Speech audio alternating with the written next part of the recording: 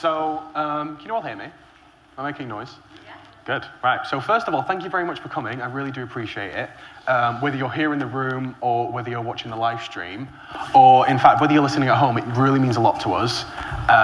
We have been meeting up all through lockdown and beyond to work on this event for you, to plan it, to learn new skills. And in fact, after the conference, this project is going to carry on because we're going to produce a podcast of this and we're also going to make a documentary. So just by being here, you're facilitating us to do that. So thank you very much to everyone in the room. I really do appreciate it. So firstly, I really want to introduce the fantastic panel of people I've got here with me today. So we're going to go from this way onwards, and just please tell us who you are and what you do. Okay. Hi, I'm Maddie. I just hit my microphone, I'm sorry. I am currently studying, as Ash said before, I'm currently studying pop music at uni down in London at Goldsmiths. And I do a lot of writing myself. I'm in a band and we write together as well. And that's what I'm mainly doing at the moment, just doing a country writing thing and also pop band thing. And yeah, that's about it. Yeah, so my name's Kane. I'm a maths student at Lancaster Uni, but I am also a guitarist in my spare time as well.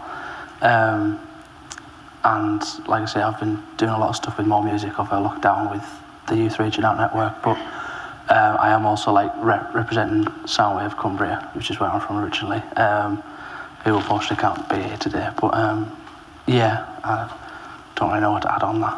No, that's kind of what I do. That's great. But, yeah. Oh, hi, I'm Jeff. I also play the guitar in my spare time. I used to run a lot of record labels. I used to run some record labels, and now I run conferences for record labels and promoters and festivals and artists. And I still book bands for various things, and I teach, and we run a lot of different projects, but predominantly now I organise conferences for other people who do exciting jobs. Hi, I'm Jeremy. I work in St Helens, where I am the head of the music service and also the cultural education partnership, and I lead a music education hub. And I suppose the other thing I should say is that I also am a key part of a partnership across Merseyside as well of hubs working together, which I think is why I've been invited. Yeah, and that's not a hub, that's a hub alliance. It's very different. And finally. Hello, I'm Karen Bay. I wear a few hats. I'm a radio presenter for BBC and producer. I present a weekly show for Radio Manchester, done a podcast for Black women called The Sister Collective. I've co-produced that, which went out last year during lockdown. I'm also a TV producer working on a lot of music docs. Did one last year on Bob Marley for BBC. And I've just done a variety of music and popular culture documentaries. And as well as that, I teach also, and I'm interested in everyone from emerging musicians right through to established musicians, and I've done projects like with orchestras as well. So last year in lockdown, I did a Sound of Manchester project with Arcade, where we did for the BBC, which was getting Manchester musicians to cover Manchester music with the BBC Philharmonic. Amazing. Can I have a round of applause for our amazing panel, please? And then before I forget, I am Joseph Hargreaves. You might have seen me running around with a microphone or some sticky notes earlier. I'm a trainee at More Music. I'm just about finishing up my mentorship, where I've been able to shadow on a lot of sessions, learn how to be a facilitator. I started out as a participant in sessions in More Music, went off to uni, dropped out of uni, became a volunteer, and then through all that, I've been able to progress through More Music, and now I'm on staff there, which has been really, really great to do. So yeah, like Ash said, we've been meeting up in these meetings to talk about the music industry and what we think of it. And the thing that kept coming up a lot was adults in our lives, teachers, parents, not seeing music as a viable career. I remember when I was in college, I was on an employability skills course because all my friends were in maths and English and they didn't have anywhere to put me. So I was on that course and they asked you that dreaded question, what do you want to do in 3 years? What do you think you'll be doing in 5 years' time? Something like that. And I remember when it was my turn, I very confidently said, I wanted to be a rock star. And the teacher said, oh, Joe, you're so silly. I mean, what do you want to do for a career? And I was like, okay, well, you just sort of invalidated all my hopes and dreams in one sentence, but that's fine. And then someone else said they wanted to be a footballer, and apparently that's absolutely fine and much more viable.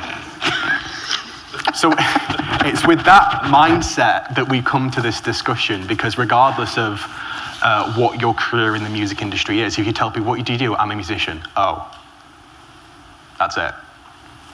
So we'll start there. When you think of a job in the music industry, you think of, being a performer, you think of being on stage, being in a function band, that sort of thing. But there are a large amount of vast, diverse job roles in the music industry that do generate a lot of careers.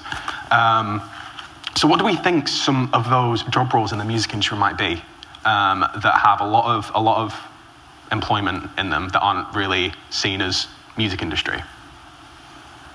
There's every job you can imagine in the music industry, and I'll take the football analogy, because we did a bit of work with the football clubs who are actually really good at this, and I think the music industry or music world's got something to learn, where they take players into schools and say, look, I'm the player, you all know me, you've got my poster, but I can only do this because there's a physiotherapist, a nutritionist, I've got an accountant, there's someone doing social media. So I think a useful thing to understand is you can pick a career path and then do that in music.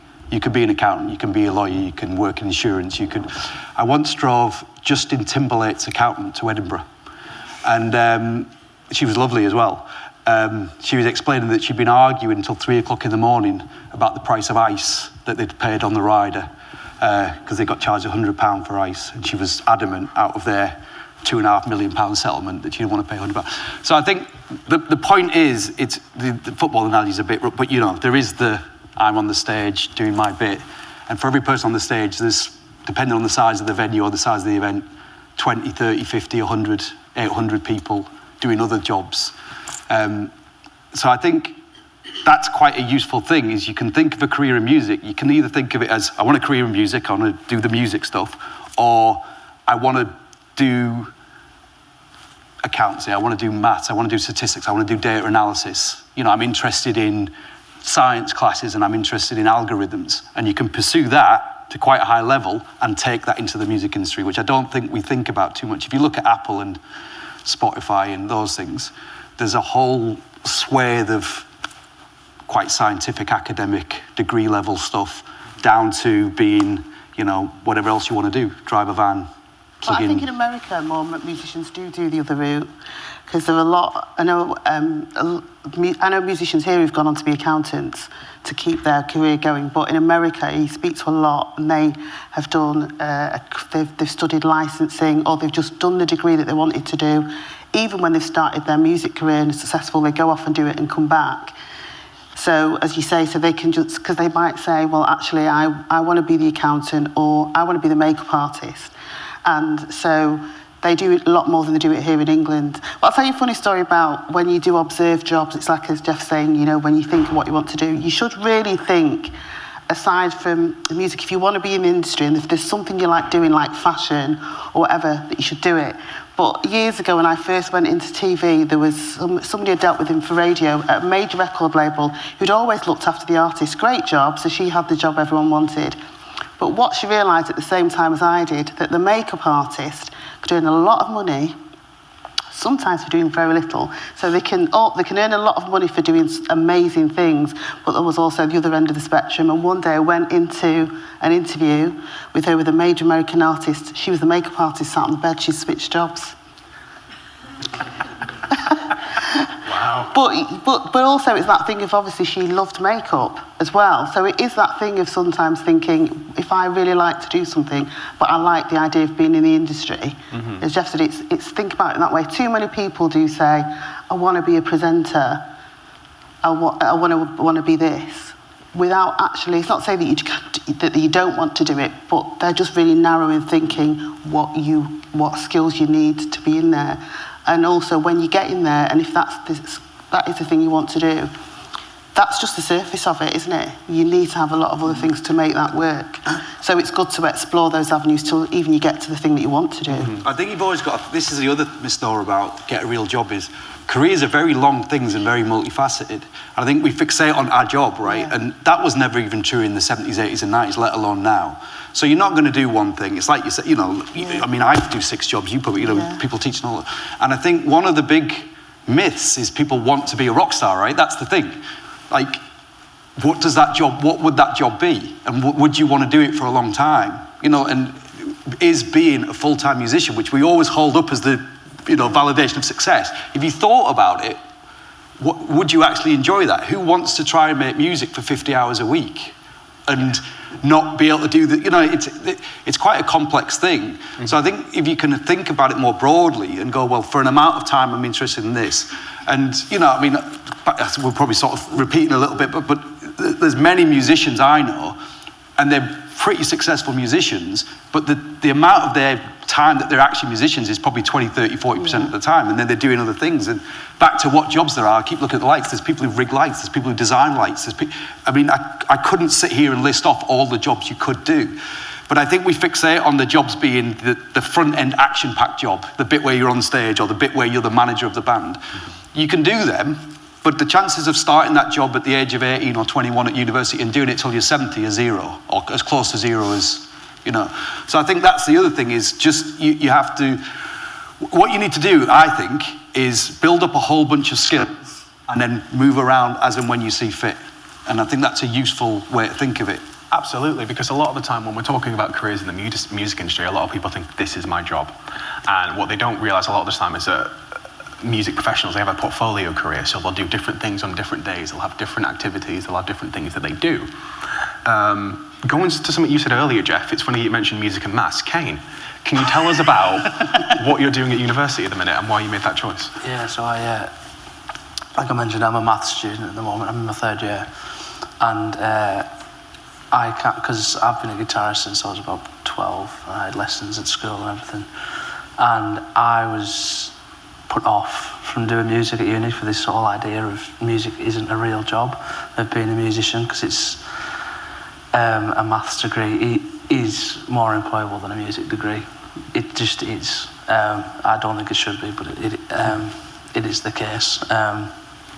You know, it's something I could do, and it's something I knew I'd have a more stable career with, and it only sort of solidified my point of view on that with what happened with COVID, and we've seen so many musicians and all the behind the scenes staff who worked freelance just got dropped financially, and so many people just you know, had any financial security just went through the window because of something that happened up like within the space of a few weeks.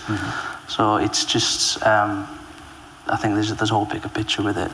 But yeah, it is why I do maths, because I was put off by the idea of. So have you ever thought about being an artist accountant after you get your maths degree? Has that ever crossed your mind?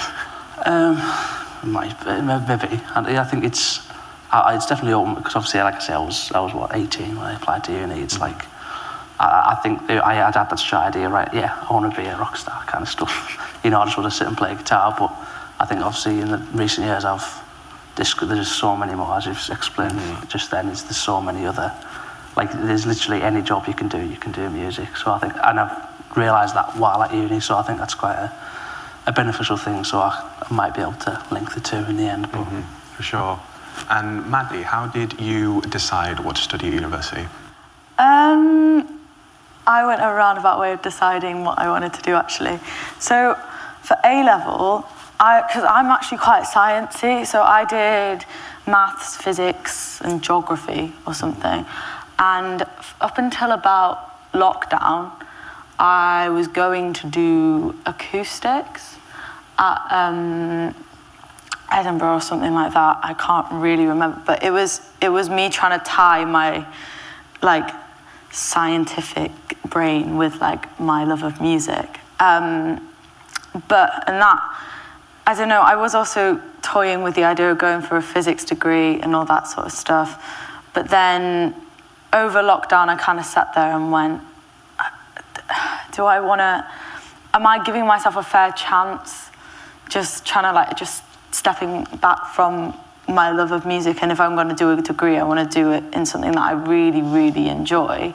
And I do like physics and stuff, but acoustics came with a lot of computer coding, which I don't vibe with at all.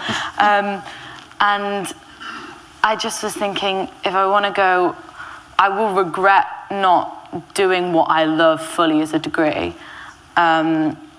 So I decided to do pop music, and being like a year and a half into it, I do think that is like that. What for me, I need to stop doing that. That was the best decision, because, as you said, there are loads of jobs in the music industry, and so I thought, let me get a degree in something I love. It's a degree, and I'll work it up from there. I have had nights where I'm like, what am I doing? And like, because I got myself into this band and we suddenly started having gigs, and then I'm like, but we'll end this degree and then what now? We're all in London. London's so expensive. How are we going to afford anything? But it's quite interesting being in that degree with a load of other people who are like-minded. No one is there going, oh yeah, I am going to be Beyonce. There's not many people. Everyone's there trying to diversify their skill set, basically, and learn off each other. And so we have so many, much more like, it's basically so we can have a portfolio degree. Like, you learn mixing off some people, and so we can mix other people's tracks. And then I've been getting into like, I really love the sound engineering side, and like recording and engineering things for people. So I've been in the studio, like engineering like other people's tracks, so I can learn more off of that. So I could do that on the side and everything. So it's kind of making. There's not enough female engineers to say I can drive a desk, but there's often, and just to say, and if anyone tries to do that, who's a woman, often when you work with men, and it still happens to me, they don't want you to do it. It's still like that now. And there's not many women who are engineers. They are there, but there's not many female soundies, and it's just a skill that you need, as well as it just helps with everything else that you do. So also it's just also a point to say it's not as intimidating as people think. Yeah. And even if you can't do it well, just having that knowledge when you're listening to someone else perform or anything like that, it just really helps, doesn't it? It's just really insightful. So just a point about that, just for people listening, is it's something people should really consider, getting in the studio, even just to observe. Yeah. Absolutely. I mean, I think that thing specifically about women in the music industry, I think, is a really big issue. In More Music and Morecambe, we've got an initiative called Girls Can, which brings women and girls into the industry. We teach them, they teach them, how to play instruments, how to set up a desk, a recording desk, how to set up their own mics, etc. So that's sort of More Music's response to an issue that they've seen in the industry. They want to encourage more women into the industry and to give them the skills to do that. And so they created this initiative to do that. So with that in mind, let's think about the industry as it is. Think about all these young people that are wanting to go into a career, whatever that career is, it's in the music industry. How easy is it to get into the music industry if you don't go to university, if you don't study music in the traditional sense? How easy do you think that is? I think for people who are in it, this is the interesting thing, they're happier that someone hasn't done a degree. Excuse me, I told you my stomach rumble. No, it is really interesting that when you work with the operatives behind it, I mean, because it's a practical thing, isn't it? So I don't think a degree is, I think if you want to do it, but I think some people think that they have to study it, and I've worked with young people who think they have to do it. You don't have to do it, and nobody frowns on you if you haven't done. It's just if you want to learn how to do it, you'll be shown how to do it. Right, please.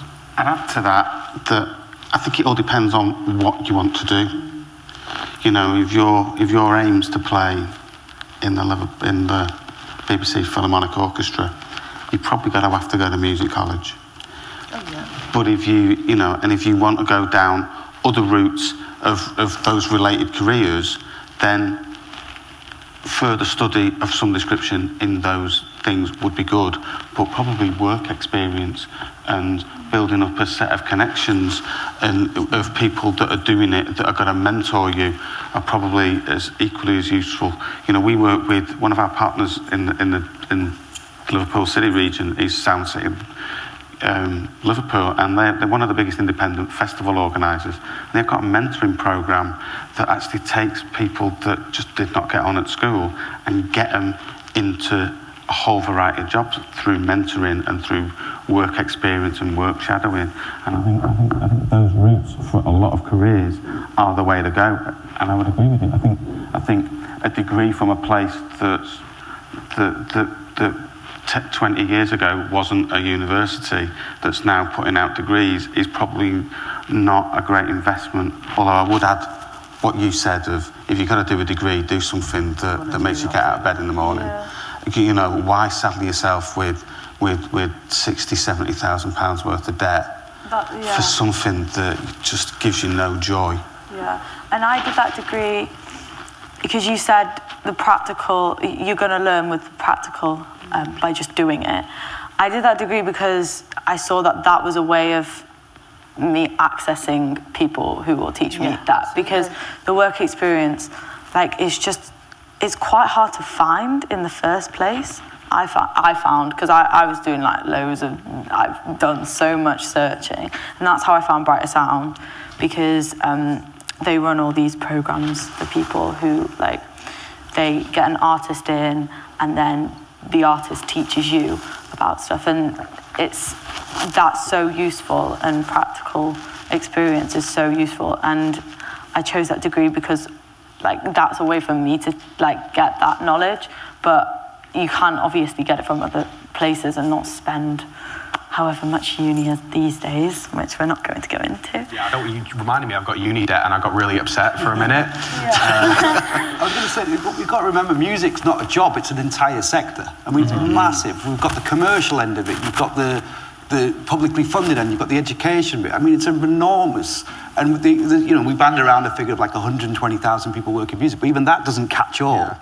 And the truth about where's the entry point is, the entry point could be, I want to work for Apple and I need a degree. Or the entry point might be, like, one of the people I think has got a great job, it made me think Maddie would, is a guy who we had to come to a convention who was a recording engineer who then studied neuroscience, and now he does a lot of work on cognitive use of music, right? So the doors are open, but the entry point that people are trying to find is, how do I get into music scenes? How do I get into the exciting commercial bit? And the beautiful thing about that is the entry point can just be you being brilliant. But that's also the most frustrating thing. It's like football. You know, I look at like H and Addicts and, you know, or pick any artist. It's the most important musician in the world is some kid in a bedroom. That's always going to be the case. We don't know who they are yet. They're there. There's someone on that street there who's going to do something phenomenal in the next few years. Could be mad, you know, it's going to happen. And that's such an unquantifiable, not random, but unquantifiable. You can't say to your parents, there's the plan. You know what I mean? But that's the beauty, the entry point. And for most people I know that work in music as managers or labels, it's because they were working with some artists who did something magical, and for 20 years they toured the world together and made loads of money, right? And that's a very difficult, you don't see that advert in the job centre, and you won't go to a university careers office and they can't explain that to you. Yeah. It's absolutely. So your entry, all I'm saying is the entry points are everywhere, and not, you know, and I think back to degrees and not, is it does depend where you want to go. If you want to teach at a high level, you need some high level teaching qualifications. If you want to go into education, you'll need certain things. If you want to manage a band, you don't need any, you just do it. You just go out. If you want to put a night on in Manchester, you go and do it. And it's everything from complete sense, you know, entrepreneurialism through to, very static, linear educational routes are all possible. But I think this is it. I think we often talk very narrowly about music being like, well, there's music and there's sort of these jobs around it, and it's vast. And I think there's quite a big distinction between if you're going to go for a career in the commercial side of stuff, rightly or wrongly, and like the third sector, less commercial side. There's more defined routes in the latter, I think. And the reality for people who just don't involve themselves in the industry is, if you're an artist, 80% of your money will come from live, and that's pretty much where the world's at the minute. Or songwriting. Yeah, and you know, the industry itself currently is absolutely booming. It's phenomenally successful. The record industry grew, what's the figure from yesterday? 12.8% in the last 12 months. Yeah. Bear in mind, GDP is what, 3? Like, the record industry well outgrows any other industry. So it's a good, strong, solid, you can tell your parents, whatever, like it's a booming industry that does really, really well. It's saturated. That's the number one problem for artists. There's a lot of people trying to do a similar thing. So that's the entry point's a very difficult thing to nail down in that respect, isn't it? Because especially when it's for the full industry. yeah, exactly. Also, but also can I just say, there's some things that are unsaid. You know, we were talking about entry points, and, you know, I was a victim of this, and I spoke to other musicians, it's the same thing, is that some things you aren't told about in terms of what you need to do. Your networks need to be stronger, and a lot of people here in Manchester as well say, I don't know people, and that is established people as well. You need your networks. I've seen some musicians who have made it, who you might not have heard of, in England or in America, are really good at having a set of people. You know, we see the Ed Sheeran, there's lots of people doing that where they have the friends, the manager, they have, you know, they've had somebody who's close to them who always goes along with them to kind of check that whether they're making bad decisions, because that's kind of like a key thing. And, you know, you'll be offered opportunities. I was offered opportunities, but you don't know what they mean. And it sounds basic, but somebody might say, I think you should do this, and you actually think, I don't know who to go to make that happen. But if you have got even a group of friends who are there for you, or a group of other people who collaborate, who have also got that interest, often they're also the people that make it, because those people are there with them every time. If they, you know, they say they needed someone to drive them somewhere so they can concentrate on what they're doing, they've got a friend who drives them. And I've seen people do it before. You know, I saw Beyonce do that before she made it. She always had a cousin there and a mum and dad. A lot of musicians go, I don't want my mum and dad. Another friend of mine, Laura, who's a singer, she takes her dad everywhere. I mean, okay if they drive you mad, but it's also someone stopping you making a really stupid decision and being approached. And often that's not said. You know, what happens to most people, they've got a manager who takes all the money. And that's because they've not had anybody around them. So there's really obvious things sometimes that people should know. And even look up, if you come across that situation, look that up. Other musicians or people in the industry who aren't just doing the music, study someone else who's made it before. And that's kind of another thing about, you know, sit and do the research and study someone. And then that also means they'll see what pitfalls somebody said they made, but also what great decisions, you know. So that's another way of them thinking, well, should my entry point be that? You know, so that's the other thing about, you just do a little bit of research on that aspect of it as well. See the blueprint of what happened before. Yeah, definitely. I mean, I think there's a lot to be said for having a mentor and having someone to guide you through that experience. And I think you're bang on with that, Karen. And I think you have to leave us now, don't you? What time is it? About time. Is it 4:30? Yeah. No, 5:30. 5:30. Okay, ignore me. Thank you. So at this point, I know. At this point, to get over the faux Too pas, I'd really controversial. like to come to our audience here today after that first part of the question. Does anyone have any thoughts that they'd like to contribute to the discussion? And it's okay if the answer's no. Hello. Hello, I'm Tom. Hi, Tom. I'm also studying a music degree. I'm on a similar path to Maddie. We've met at Bright Sound. And I wanted just to say, like, about my experience with a music degree. I spent 2 years doing just music education at college level. So instead of doing traditional A levels, I did something called a diploma, which was pretty much just doing 100% music for 2 years. And I became quite disenfranchised, I think, with music education because I was supposedly on a songwriting diploma, and I really felt at the end of it that, well, lockdown hit and I was resorted to just being in my bedroom and writing music on my own, and I felt that really there came to a point where I was like, I'm learning more about songwriting just by doing it than I ever did in 2 years of education. So then when it came to the point for me to go to uni, I made a snap decision to go and study something completely different. Well, still creative drama and creative writing. And I only lasted a term there and ended up on my way back to uni now, starting again, doing music tech now. And my reflection really, my view of university has completely changed. I do think that is something that I don't need. And coming to events like these, I can often be for the most productive use of my time. I'm missing lectures today just to be here. You know? So I'm finding, I'll just say that balance is like really, really important, and not to put all of your faith and all of your eggs in one basket and say that that's going to do that. Yeah. So again, we're coming back to that concept of a career in the music industry not being that one thing. It's about this whole portfolio of different things that you do, all these different skills that you have. I think that's really great, Tom. Thank you very much for that. Yeah? It's just a question for the panel. Yeah, James.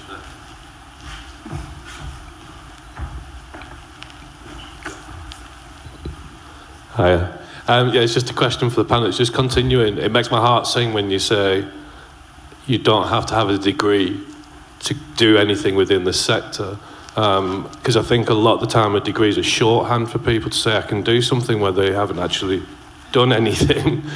So just to expand on that, what do you think we should be looking for when people aren't going down that traditional education route? What characteristics and what sort of, how would you want people to present themselves when they're looking for that opportunity to shadow, to be a trainee? Sorry. Can I have a go first? You go first. Thank you. I would say that you want people that have got a passion and a vision. You know, it's sort of like the last bit of the conversation seemed to me very much about people that are performing that are having some sort of view of success.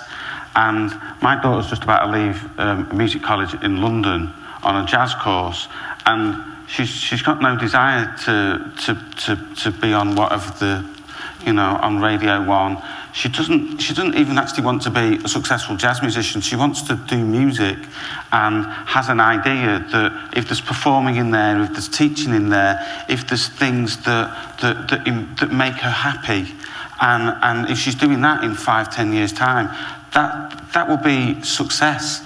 And you know, that'd be good enough for me. You know, I went down a similar sort of route, went to music college and really loved teaching. So that was the thing that I really wanted to do, and I have a real passion for it. And I became a manager because I can influence more young people's journeys than just the people that I was directly teaching. And I think that there is what you set as your own success criteria. I would say the things that employers would want is people that have got some enthusiasm for what they want to do. You know, you know, if you want to go and be a lighting engineer, that you know everything about the lights. You know, you're not just going, I've been and done this course, and yeah, I think you've got a point about just going and doing a degree. Actually going and doing it is really important, and getting those experiences.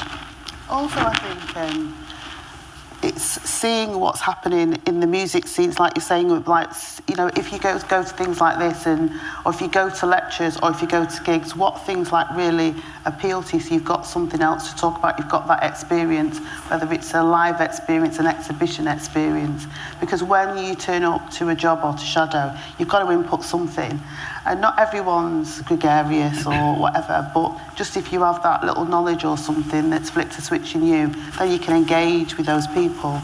And so I think that sometimes it's just going out experiencing what happens in the sector. And it can be in a pub, it doesn't have to be anything, you know, extravagant, does it really? But it's just to see that, and then you've got something when you turn up to shadow someone or work with somebody, you've got something to say. A lot of times in the music, when that scenario comes up, whether it's production or whatever, people haven't got anything to say, and you're just like, what can I do with this? Being really honest. I think, first of all, where degrees fit is a separate conference that covers a whole swathe of stuff, right? Because I've got a degree in economics, right? I've never done any economics in my life. I don't think there's a huge problem about barriers between employment and young people, and the fact that some of it's monopolised, and you've got to do a degree because you're passionate about it. That 3 years is about finding yourself, etc. Being in a new city, meeting people, it's miles bigger than anything else. Yes, if you want to be a dentist, you've got to go and do a medical, you know, so that's a huge, broad thing.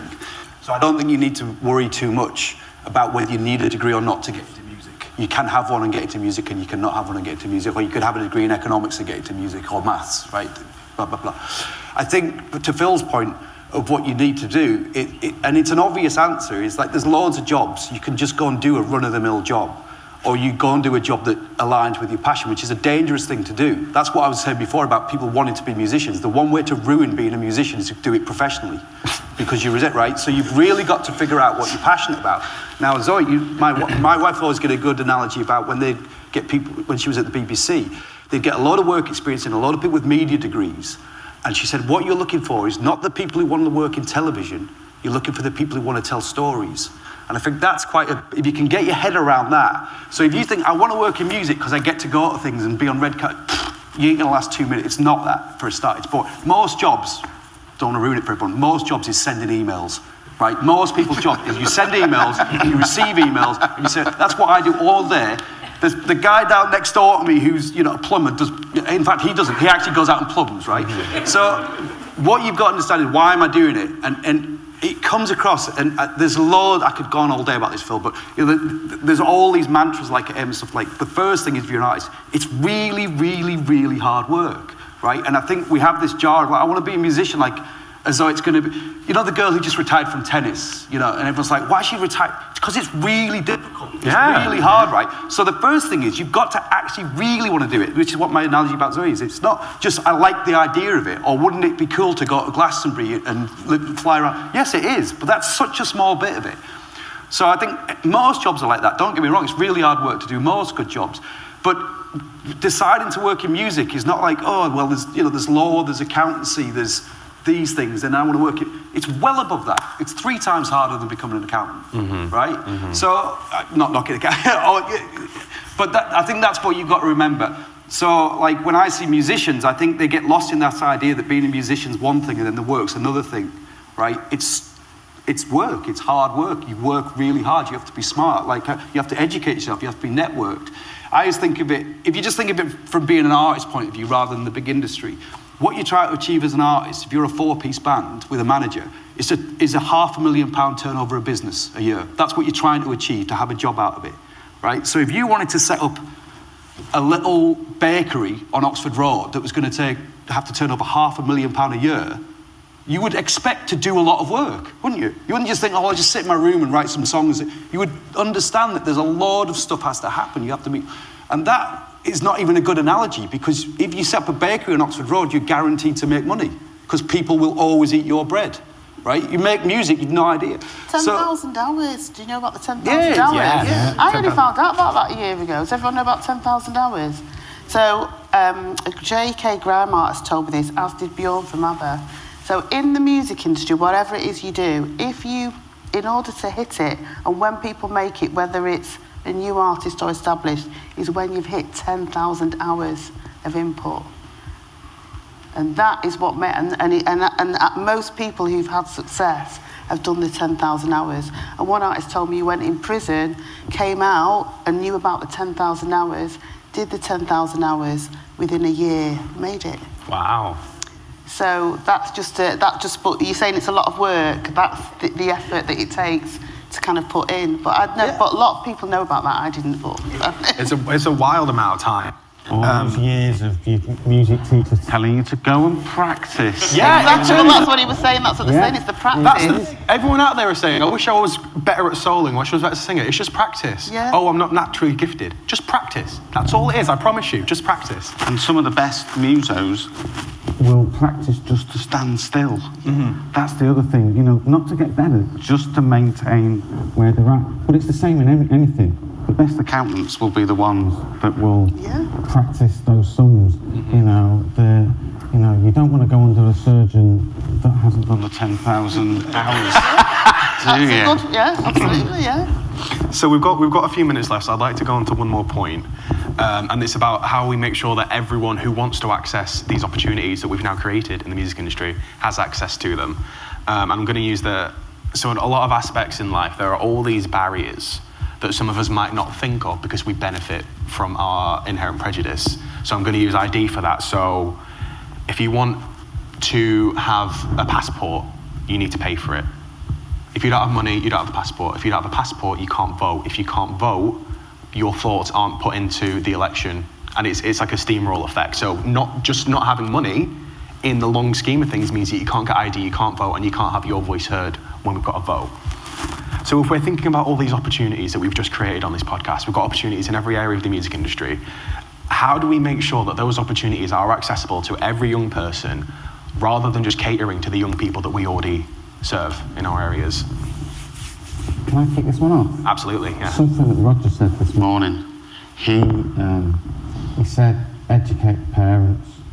You know, how many times have, and I'm a Parent of 2 children, and my children went to a school that valued music, and yet there's instances in that school where, they need to stop going to music centre now because they need to practice their GCSEs. Universities don't really value art subjects, when one of my colleagues' children both went off and did non-music subjects. One went to Oxford and did physics. When he went for his interview, the only thing that they talked about was his clarinet playing and how fantastic. When he came to that college, they'll get him into the music department because some of his experiences there they will just absolutely love. Didn't mention physics once. He sat there and he went, they've sort of offered me a place, but we've not talked about what I'm here to study. He's now off studying postgrad music at a London college, and he followed his heart actually and followed something that he thought he wanted to do, and actually thought about going into acoustics as a postgrad. So yeah, it's for exactly the same reasons. I think getting the messages right to schools. When I was at school, there was a whole thing where I knew more than the careers teacher because I'd done the research, because I'd put the time in. I think we really need to make sure, and that's the project that I'm involved in with that's youth music funded in Merseyside. It's actually giving music teachers all of the information about those careers that aren't singing, acting, dancing. It's all the things that sit behind that you can go and do that. We've been working with TC Skills that have done some really great work about, if you want to be an accountant, go and you play an instrument, go and be a music accountant. If you wanted to get into management, why don't you manage bands? Why don't you manage orchestras? If you want to be into logistics, why don't you take the BBC Philharmonic out on the road and tour with them? There's all of those other things that we can do, and schools need to be given that information. The other thing I would say is schools maybe need to be making sure that if your passion, the thing that makes you go through the door and want to do the maths and English and science, if that is because you love doing drama, you love doing music, when you come to take your options, how many of the folks that we come into contact with have been told, well, you're bright, you can only do one creative subject. But what about that person that wants to go and be a musical theatre performer that needs to do drama up to Key Stage 5, that could do music up to Key Stage 5 and would want to do dance in school but probably goes to a dancing class outside? If you can't do that in your school, then you've got to either have parents that will pay for it or parents that can't afford to pay for it but will make personal sacrifices because they value your dreams or the arts and see that you've got something. And that's a massive investment for folks to put into if their school's not making it. So I'd say arm the parents so that when they go to those open evenings, you go, well, you don't offer music at Key Stage 4. You don't offer drama and music together as 2 separate options. Then we'll go somewhere else, I think, and do that. And that parental power is where it's got to be. But it's really, really hard because where I work, there wasn't a music service 20 years ago, so the parents and grandparents didn't experience the things that their children and grandchildren are now experiencing with us. So you've got to find a way to get out to them. Yeah, definitely. I think educating parents is a really good way to set us off on the right. Sorry, I had a bit of a rant. No, that's absolutely fine. That's all great stuff, Jeremy.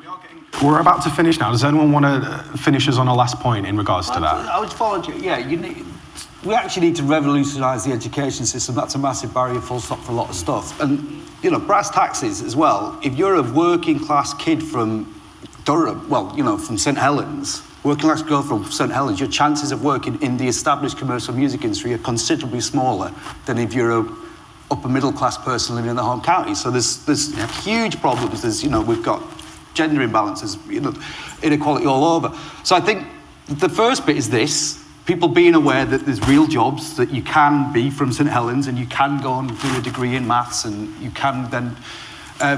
but I think, even in this country where we're massive exporters of music, we still have a huge identity, that's not a good phrase, but a massive undervaluing of what the sector does. And there's other countries that are far worse, by the way, and there's other countries that are far better. Yeah. So, we've got to learn those things. And you're right, sadly, we've got to win every little battle. With the students, with the schools, there's a bigger thing about, there's some, we're doing a disservice to brilliant minds with the way that we're educating some people. So I think, that's a long-term thing. But I think part of it is, like I said before, you don't see it as this horrible, exclusive, velvet curtain place, the music industry, because that's how it felt when I grew up. It's like there is lots of opportunity, there's lots of really nice people, lots of encouragement, and you've got to find where you fit. Yeah? And if you want to be a rock star, you can be a rock star, but that's a big mountain, right?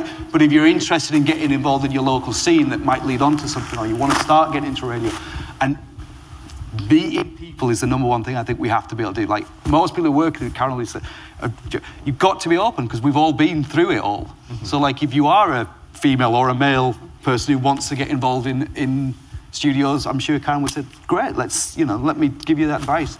You've got to be a little bit, and I think this is a problem with education, you've got to be a little bit extrovert, sadly, for that to work. And I think that's another thing we have to change, is because some of the most brilliant people are very quiet. Thank you very much, Jeff. So hopefully in the future you'll see this podcast online, you'll see several others where we continue the discussion. Thank you very much to our amazing panel for coming. Thank you very much to the Youth Reaching Out Network. And thank you to you all.